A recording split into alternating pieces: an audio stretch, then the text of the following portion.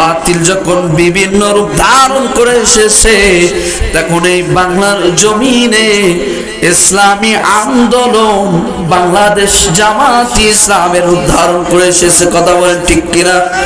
আরো জোরে বলেন ঠিক কিনা? এই বাংলাদেশে একটি মাত্র ইসলামী আন্দোলনী লোক যে হকের পক্ষে কথা বলে, সেটি হলো বাংলাদেশ জামাত ইসলামী। কথা বলেন ঠিক কিনা? আরো জোরে বলেন ঠিক কিনা? বাতিল যখন পিতরাজের রূপ ধারণ করে এসেছিল, তখন খাজা মঈনুদ্দিন চিশতি রাহমাতুল্লাহর রূপ ধারণ করে এসেছে। বাতিল যখন গৌর গোবিন্দ রূপ ধারণ করে এসেছিল, হক তখন শাহজালাল ইয়ামানী রাহমাতুল্লাহর রূপ ধারণ করে এসেছে। বাতিল যখন ইংরেজদের রূপ ধারণ করে এসেছে, হক তখন শাহ আব্দুল আজিজ মুহাদ্দিস দেলভী রাহমাতুল্লাহর রূপ ধারণ করে এসেছে।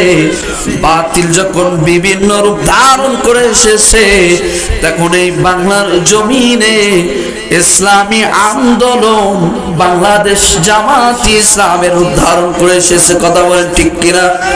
আরো জোরে বলেন ঠিক কিনা? এই বাংলাদেশে একটি মাত্র ইসলামী আন্দোলনী লোক যে হকের পক্ষে কথা বলে, সেটি হলো বাংলাদেশ জামাত ইসলামী। কথা বলেন ঠিক কিনা? আরো জোরে বলেন ঠিক কিনা? এই যে কোরআন আল কারীমের মাহফিল সহ্য করতে পারছে না, কোরআন আল কারীমের মাহফিল তারা সহ্য হয় না, নিঃসন্দেহে এদের ঈমানের মধ্যে দুর্বলতা রয়েছে। কথা বলেন ঠিক কিনা?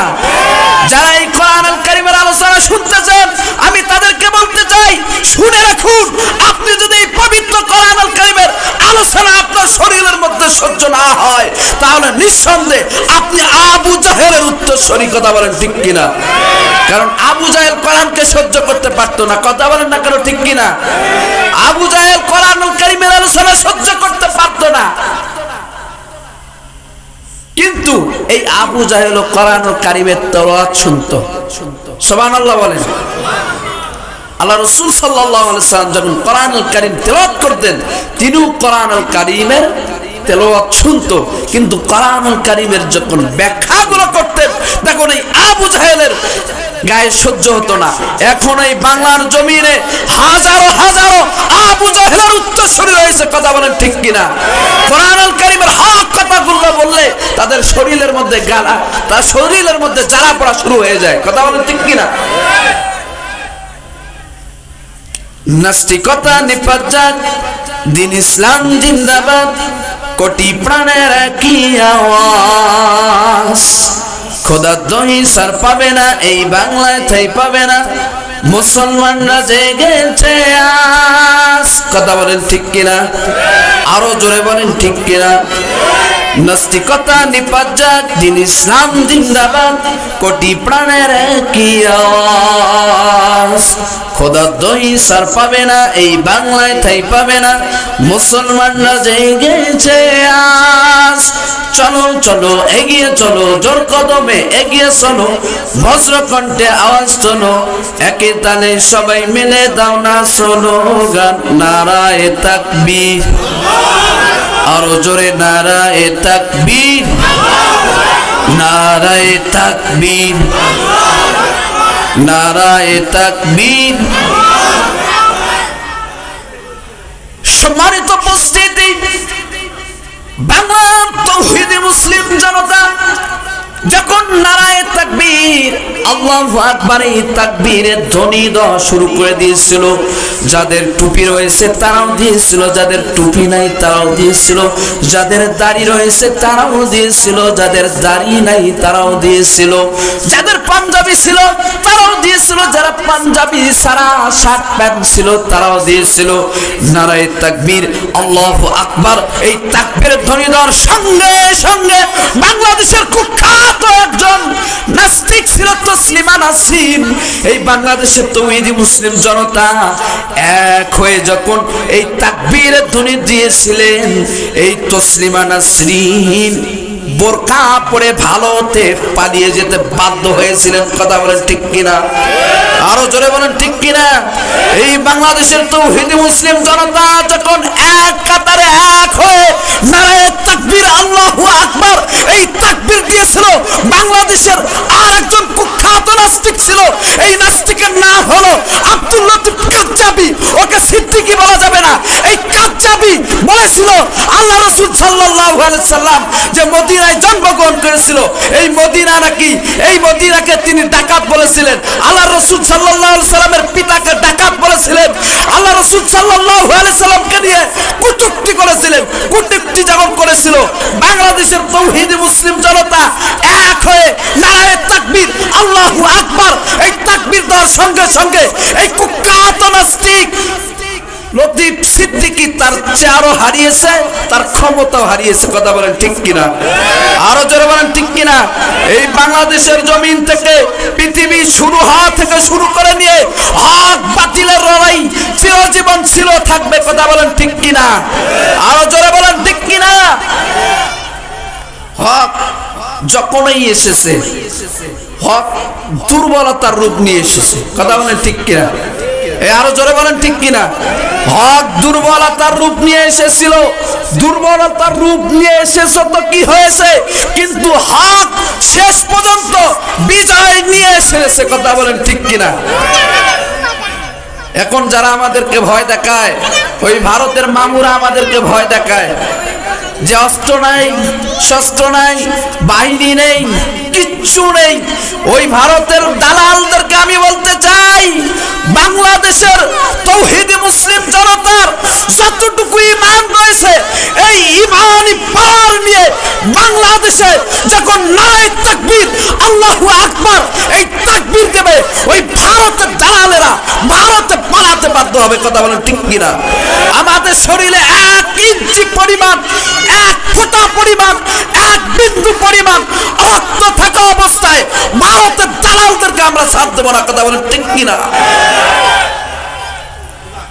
সম্মানিত উপস্থিতি, যেই দিন থেকে ইসলাম শুরু হয়েছে, পৃথিবী সৃষ্টি করা হয়েছে, সেই দিন থেকে হক আর বাতিলের লড়াই ছিল কি ছিল না? জোরে বলেন ছিল কি ছিল না? বাতিল যখন কাবিলের রূপ ধারণ করে এসেছে, হক তখন হাবিলের রূপ ধারণ করে এসেছে। বাতিল যখন নমরুদের রূপ ধারণ করে এসেছে, হক তখন হযরতে ইব্রাহিম খলিলুল্লাহর রূপ ধারণ করে এসেছে। বাতিল যখন বাদশা ফেরাউনের রূপ ধারণ করে এসেছে, হক তখন হযরত মুসা কালিমুল্লাহর রূপ ধারণ করে এসেছে। বাতিল যখন ইহুদিদের রূপ ধারণ করে এসেছে, হক তখন ঈসা রুহুল্লাহর রূপ ধারণ করে এসেছে। বাতিল যখন আবু জাহেল, উতবা, সাইবা, মুগীরার রূপ ধারণ করে এসেছে, হক তখন আম্বিয়া আলাইহিস সালাম হযরত মুহাম্মদুর রাসূলুল্লাহ সাল্লাল্লাহু আলাইহি ওয়াসাল্লামের রূপ ধারণ করে এসেছে। কথা বলেন ঠিক কিনা? আরো জোরে বলেন ঠিক কিনা? বাতিল যখন মুসাইলামাতুল কাজ্জাবের রূপ ধারণ করে এসেছে, হক তখন সিদ্দিক আকবর আবু বকর সিদ্দিক রাদিয়াল্লাহু তাআলা আনহু রূপ ধারণ করে এসেছে। বাতিল যখন হাজ্জাজ ইবনে ইউসুফের রূপ ধারণ করে এসেছে, হক তখন আব্দুল্লাহ ইবনে জুবাইরের রূপ ধারণ করে এসেছে। বাতিল যখন খলিফা মনসুরের রূপ ধারণ করে এসেছে, হক তখন ইমামে আযম ইমামে আবু হানিফার রূপ ধারণ করে এসেছে। বাতিল যখন মুতাসিম বিল্লাহর রূপ ধারণ করে এসেছে, হক তখন ইমাম আহমদ বিন হাম্বলের রূপ ধারণ করে এসেছে। বাতিল যখন তাতারীদের রূপ ধারণ করে এসেছে, হক তখন শাইখুল ইসলাম ইমাম ইবনে তাইমিয়া রাহিমাহুল্লাহ রূপ ধারণ করে এসেছে। বাতিল যখন শাহ মালিক শাহ সেলকুজির রূপ ধারণ করে এসেছে, হক তখন ইমাম গাজ্জালি রাহিমাহুল্লাহ রূপ ধারণ করে এসেছে। বাতিল যখন শিয়াদের রূপ ধারণ করে এসেছে, হক তখন শাহ ওলিউল্লাহ মুহাদ্দিস দেহলভী রাহিমাহুল্লাহ রূপ ধারণ করে এসেছে। বাতিল যখন সম্রাট আকবরের দ্বীন-ই ইলাহির রূপ ধারণ করে এসেছে, হক তখন ইমাম আল-ফিসানি মুজাদ্দিদ আল-ফিসানি রাহিমাহুল্লাহ রূপ ধারণ করে এসেছে। বাতিল যখন পিতরাজের রূপ ধারণ করে এসেছিল, হক তখন খাজা মঈনুদ্দিন চিশতি রাহিমাহুল্লাহ রূপ ধারণ করে এসেছে। বাতিল যখন গৌর গোবিন্দ রূপ ধারণ করে এসেছিল, হক তখন শাহজালাল ইয়ামানি রাহিমাহুল্লাহ রূপ ধারণ করে এসেছে। বাতিল যখন ইংরেজদের রূপ ধারণ করে এসেছে, তখন শাহ আব্দুল আজিজ মুহাদ্দিস দেলভী রাহমাহুল্লাহ ধারণ করে এসেছে। বাতিল যখন বিভিন্ন রূপ ধারণ করে এসেছে, তখন এই বাংলার জমিনে ইসলামী আন্দোলন বাংলাদেশ জামাতি ইসলামের উদ্ধারণ করে এসেছে। কথা বলেন ঠিক কিনা? আরো জোরে বলেন ঠিক কিনা? এই বাংলাদেশে একটি মাত্র ইসলামী আন্দোলনী লোক যে হকের পক্ষে কথা বলে, সেটি হলো বাংলাদেশ জামাত ইসলামী। কথা বলেন ঠিক কিনা? আরো জোরে বলেন ঠিক কিনা? আমি ভুল বললাম? জোরে বলেন আমি ভুল বললাম? কথাটি ভুল নয়। সম্মানিত উপস্থিতি, আমি যে আয়াতে কারিমা আপনাদের সামনে তেলাওয়াত করেছিলাম, অপর একটা আয়াতে কারিমা আপনাদের সামনে তেলাওয়াত করেছিলাম।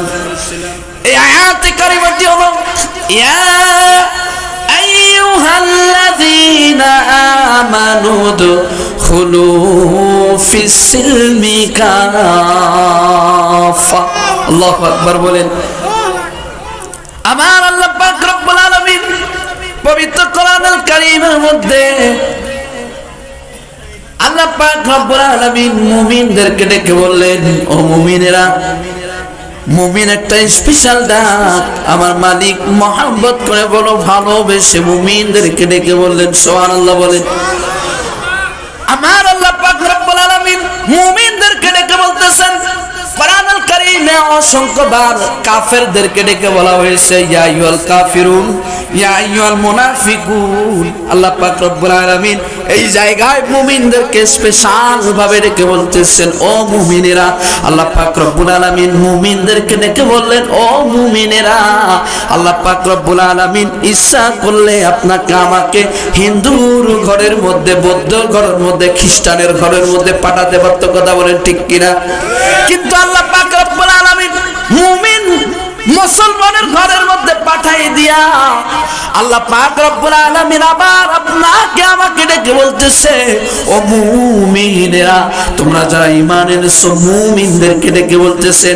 দেখেন আল্লাহ পাক রব্বুল আলামিন অপর আয়াতে কারিমার মধ্যে বললেন, লাম ইয়াকুন শাইয়াম মাযকুরা। আল্লাহু আকবার বলেন। আল্লাহ পাক রব্বুল আলামিন বলতেছেন, তোমাদের বর্ণনা করার মতো কিছু ছিল না, বর্ণনা করার মতো তোমাদের কোনো অস্তিত্ব ছিল না, তোমার বংশ পরিচয় ছিল না, তোমার নাম ছিল না, তোমার বাবার নাম ছিল না, তোমার কিচ্ছু ছিল না। আমি রব তোমাদেরকে সব কিছু দিয়ে দিলাম। আমি রব তোমাদেরকে পিতা দিয়ে দিলাম, তোমার মা দিয়ে দিলাম, তোমার একটা বংশ পরিচয় দিয়েছি। এখন তোমার সব কিছু হয়ে গিয়েছে, এখন তোমার একটা বংশ পরিচয় রয়েছে। এই রব দেখেন মুসলমান ঘরের মধ্যে পাঠাই দিয়া, মুমিন ঘরের মধ্যে পাঠাই দিয়া, মুসলমান মায়ের গর্ভের মধ্যে পাঠাই দিয়া, আবার আল্লাহ পাক রব্বুল আলামিন আপনাকে আমাকে বলতেছে, ইয়া আইয়ুহাল মুমিনুন। আল্লাহু আকবার বলেন। এই মুমিন মুসলমানের ঘরের মধ্যে জন্মগ্রহণ করতে পেরেছি, আপনার আমার জন্য এটাই হলো আল্লাহ পাক রব্বুল আলামিনের কাছে বিশাল পাওয়া। কথা বলেন না কেন? আরো জোরে বলেন। কারণ হলো একজন মুসলমানের ঘরের মধ্যে যখন একটা সন্তান জন্মগ্রহণ করে, সন্তান জন্মগ্রহণ করার সঙ্গে সঙ্গে মুসলমানদের সুন্নত অনুযায়ী, মুসলমানদের রিওয়ায়াত অনুযায়ী ওই সন্তানের কানের মধ্যে আযান দেওয়া হয় কি হয় না? জোরে বলেন, হয় কি হয় না? আপনাদের এই জীবনে হয় না নাকি? হয়তো যখন এই একটা সন্তান জন্মগ্রহণ করা হয়, মুসলমানের ঘরের মধ্যে একটা সন্তান যখন জন্মগ্রহণ করে, জন্মগ্রহণ করার সঙ্গে সঙ্গে মুসলমানের সুন্নত অনুযায়ী, আল্লাহ রাসূলের সুন্নত পদ্ধতি অনুযায়ী ওই সন্তানটার ডান কানের মধ্যে আযান দেওয়া হয় আর বাম কানের মধ্যে ইকামত দেওয়া হয়। কথা বলেন ঠিক কিনা? আরো জোরে বলেন ঠিক কিনা? তার মানে হলো এই সন্তানটা যখন জন্মগ্রহণ করলো, তাওহীদের বাক্যগুলো তার অন্তরের মধ্যে প্রবেশ করা হলো, তাওহীদের বাক্যগুলো তার প্রেমটাকে ওয়াশ করে দিল। আর বলা হলো, তুমি মুমিন, তুমি মুসলমান, তুমি উশৃঙ্খল জাতির মধ্যে নও। কথা বলেন ঠিক কিনা? কারণ হিন্দুর ঘরে আপনার আমার যদি জন্মগ্রহণ হতো, এই হিন্দুরা দেখবেন ভারতের মধ্যে মুসলমানদের উপর যেভাবে অত্যাচার করতেছে, মুসলমানের মসজিদগুলো ভেঙে দিচ্ছে, মুসলমানের মাইক ভেঙে দিচ্ছে। আল্লাহ না করুক আপনার আমার জন্মগ্রহণ যদি হিন্দুর ঘরে হতো, তাহলে আপনি আমিও ওই মুসলমানের মসজিদ ভাঙতে যাইতাম, মুসলমানের মাইক ভাঙতে যাইতাম। কথা বলেন ঠিক কিনা? কিন্তু যখন এই তাওহীদের বাক্যগুলো আপনার আমার ব্রেনের মধ্যে প্রবেশ করা হলো, ব্রেনতে ঢুকে দেওয়া হলো, তখনই আপনাকে আমাকে বোঝানো হলো তুমি মুসলমান, তুমি মুসলমান, তুমি শৃঙ্খল জাতি নও। সুবহানাল্লাহ বলেন। সম্মানিত উপস্থিতি, আল্লাহ পাক রব্বুল আলামিন মুমিনদেরকে ডেকে বললেন, ও মুমিনেরা, তোমরা যারা ঈমান এনেছো, বড় মহব্বতের ডাক। আল্লাহ পাক রব্বুল আলামিন দয়া করে মায়া করে ডাকলেন, বললেন, ও মুমিনেরা, তোমরা যারা ঈমান এনেছো, উদখুলু ফিস-সিলমি কাফা। আল্লাহু আকবার বলেন। যে তোমরা ঈমান এনেছো, এখন ইসলামের মধ্যে পুরোপুরি ভাবে প্রবেশ করে যাও। সুবহানাল্লাহ বলেন। আরো জোরে সুবহানাল্লাহ বলেন। ইসলামের মধ্যে পুরোপুরি ভাবে প্রবেশ করার দরকার আছে না নাই? আপনার শারীরিক থেকে, শরীর থেকে আপনার এই 3.5 হাত বডির মধ্যে ইসলাম প্রবেশ করার দরকার আছে না নাই? আরো জোরে বলেন, দরকার আছে না নাই? শুধুমাত্র মসজিদের মধ্যে ইসলাম থাকলে হবে না, আল্লাহর জমিনের মধ্যে ইসলাম কায়েম করা লাগবে? কথা বলেন না কেন? আল্লাহর জমিনের মধ্যে ইসলাম কায়েম করা দরকার আছে না নাই? শুধুমাত্র মসজিদে ইসলাম থাকলে হবে না, আপনার আমার এই 3.5 হাত বডির মধ্যে ইসলাম ফিট করা লাগবে? সম্মানিত উপস্থিতি, শুধুমাত্র মসজিদের মধ্যে ইসলাম থাকলে হবে না, শুধুমাত্র মসজিদের ভেতরে ইসলাম মানলে হবে না। এই জমিন যার, ইসলাম আইনও মানা লাগবে তার। এর পক্ষে মনে নাই আপনারা কথা বলতেছেন না? যে জোরে বলেন ঠিক কিনা? সম্মানিত উপস্থিতি, এই 3.5 হাত বডির দিকে যদি তাকানো হয়, এই 3.5 হাত বডির দিকে আপনার যখন তাকানো হয়, ইসলামটাকে খুঁজে পাওয়া যায় না। ইসলাম যদি আমরা এই 3.5 হাত বডির ভিতরে ঠিক করতাম, সেট করতাম, ফিট করতাম, তাহলে আপনার আমার চেহারাটা কত সুন্দর হতো। কথা বলেন ঠিক কিনা? সম্মানিত উপস্থিতি, এই 3.5 হাত বডির ভিতরে আপনার তাকালে দেখা যায় আপনার মুখের মধ্যে দাড়ি এখনো খুঁজে পাওয়া যায় না। আছে? দাড়ি খুঁজে পাওয়া যায় না। তার মানে আপনি এখন ইসলামটাকে আপনার 3.5 হাত বডির ভেতরে ঠিক করতে পারেননি। কথা বলেন ঠিক কিনা? আপনার মাথার মধ্যে এখনো টুপি লাগাইতে পারেন নাই, আপনার এই শরীরের মধ্যে এখনো জুব্বা লাগাতে পারেন নাই। আমি এটা বলতেছি না দাড়ি, টুপি, পাঞ্জাবি আপনার এটাই শুধু ইসলামের মধ্যে সীমাবদ্ধ, এটাই শুধু ইসলাম। আমি বলতে চাচ্ছি টুপিটা হলো ইসলাম, টুপিটা একটা ইসলামের অংশ, এই দাড়িটাও হলো একটা ইসলামের অংশ, এটাও একটা সুন্নত। কথা বলে ঠিক কিনা? এই পাঞ্জাবি মারার সঙ্গে সঙ্গে যখন আপনি আমি মারা যাব, মারা যাওয়ার সঙ্গে সঙ্গে 3টা কাপড়ের একটা কাপড় পাঞ্জাবি দেবে। কথা বলেন ঠিক কিনা?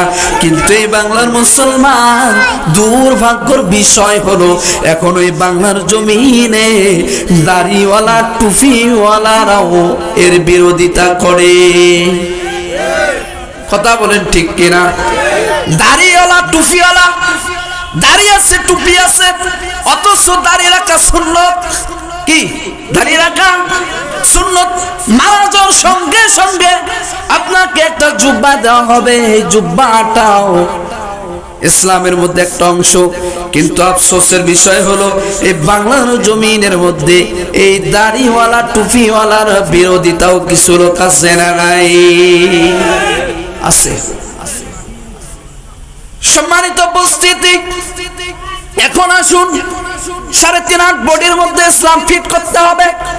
আপনার আমার স্ত্রী যারা রয়েছে, আপনার আমার মেয়ে যাদের রয়েছে, এদের পর্দা করার দরকার আছে নাই? ওই জায়গায় ইসলাম আছে না নাই? ওই জায়গায় ইসলাম মানা দরকার আছে না নাই? শুধু মসজিদের মধ্যে নামাজ পড়লেন, মসজিদে আল্লাহকে ভয় করলেন, মসজিদের মধ্যে ইসলাম মানলেন, আর বাকি আপনার পরিবারের মধ্যে ইসলাম মানার দরকার আছে না নাই? আপনি যদি আপনার পরিবারের মধ্যে ইসলাম মানতে পারেন, তাহলে আপনার ওই স্ত্রীটা কেন বেপর্দায় চলে? আপনাদের এই দিক নাই, নাই না? তাহলে কথা বলতেছেন না কেন? কথা বলেন ঠিক কিনা? আপনার স্ত্রীরও পর্দা করা প্রয়োজন, আপনার স্ত্রীরও পর্দা করা ফরজ আইন, আপনার মেয়ের জন্য পর্দা করা ফরজ আইন। আমি আমার এলাকার মধ্যে এক লোককে জিজ্ঞাসা করেছিলাম, ও ভাই, তোমার এই মেয়েটাকে কেন এখনো পর্দা করো না, বোরকা পরো না, খাস পর্দা করো না? ওই লোকটা বলল, হুজুর, আমার মেয়ের এখনো সময় হয় নাই, পর্দা করার মতো বয়স হয় নাই, পর্দা করার যখন বয়স হবে আমি আমার মেয়েকেই ঠিকই পর্দার ব্যবস্থা করে দিব।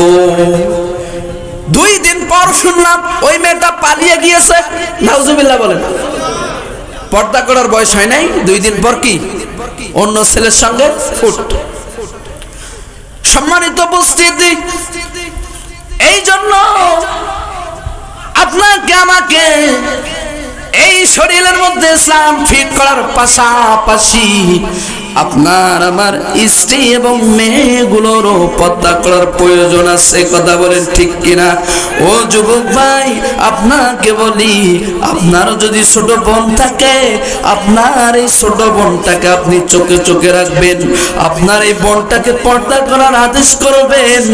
আর যদি আপনি পর্দা করার আদেশ না করেন, কিয়ামতের দিন আপনার ওই বোন আপনার নামে আল্লাহর আদালতে মামলা দিবে। কথা বলেন ঠিক কিনা? ও বাবাজিরা, আপনাকে বলি, আপনার যদি মেয়ে থাকে, আপনার স্ত্রীকে আপনি আদেশ করবেন যে অবশ্যই পর্দা করতে হবে। পর্দার যদি আদেশ না করেন, পর্দার যদি তাদেরকে করাতে না পারেন, ওই মেয়ে, ওই স্ত্রী আপনাকে কিয়ামতের দিন আল্লাহর আদালতে আপনার নামে আদালতে 1 নাম্বার আসামি করবে। কথা বলেন ঠিক কিনা? এই জন্য আপনি যদি আসামি না হতে চান, আপনি যদি আল্লাহর কাঠগড়ায় দাঁড়াতে না চান, তাহলে অবশ্যই আপনার মেয়েকে, আপনার স্ত্রীকে, আপনার বোনকে অবশ্যই পর্দা করা লাগবে কিনা? জোরে বলেন, লাগবে কিনা? সম্মানিত উপস্থিতি, এই জন্য মেয়েদের জন্য পর্দা করা ফরজ। কি বলেন?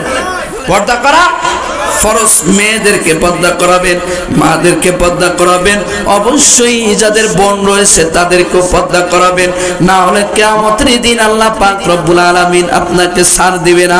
সম্মানিত উপস্থিতি, তাহলে ইসলাম ওই জায়গায় ফিট করতে হবে।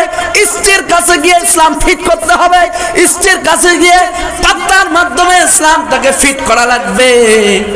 আপনার আমার বোন, আপনার আমার যারা বোন রয়েছে তাদের কাছেও ইসলামটাকে পৌঁছে দিতে হবে, তাদেরকে বোঝাতে হবে যে ইসলামটা পর্দা, ইসলাম তোমার জন্য পর্দাকে ফরজ করে দিয়েছেন।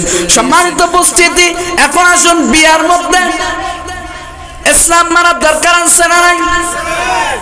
বিয়ার মধ্যে ইসলাম মানার দরকার আছে না নাই? আমার কথা বুঝতেছেন কি ভাই? বিয়ার মধ্যে ইসলাম মানার দরকার আছে। তাহলে বিয়ার মধ্যে ইসলাম মানতে গেলে ওই একটা বক্স নিয়ে এসে ডিজে গান বাজিয়ে আপনি ইসলামটাকে ওখানে কায়েম করতেছেন? আমাদের এই দিক তো ডিজে গান বাজায় না, বিয়ের বাড়িতে বাজায়?